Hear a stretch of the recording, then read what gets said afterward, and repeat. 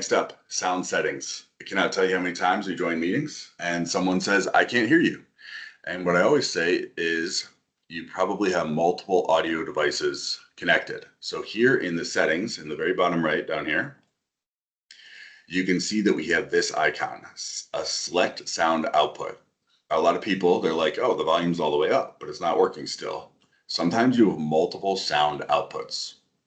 So if I press this, there could be multiple. Now this does not have multiple, so I took a couple screenshots of one that does.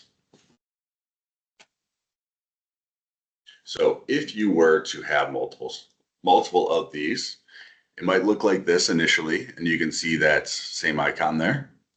And then when you press it, it might look like this. So here you can see two output devices. So if you have this bottom one selected, but the audio is coming out of here, the volume won't change. So you need to select the correct one. So that is typically the reason that we see where people can't hear.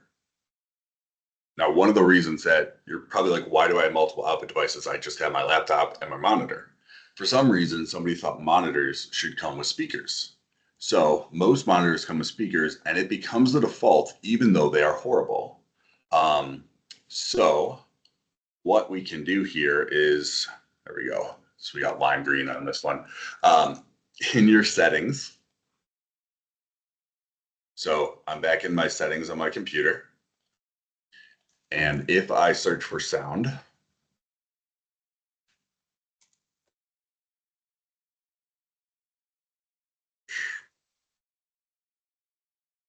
my keyboard here.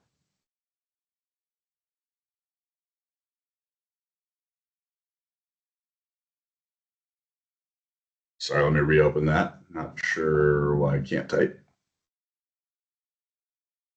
All right. Okay, settings is back. We'll type in sound. So we can go to our sound settings here right up top. And you can see I have my speakers. These are the speakers that I use every day. And then here is my monitor that I've never once used the speakers on. And I don't know why anyone ever would. But it keeps defaulting to this one. It's driving me nuts.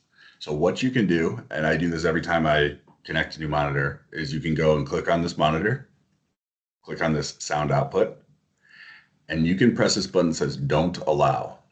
So audio, don't allow. Okay, I like that. I like that. That was so helpful. This is definitely a favorite of mine, and I often do this for clients when they have this problem. I'll jump into their computer and knock this out for them. Now I only have one sound setting, and this is so much nicer.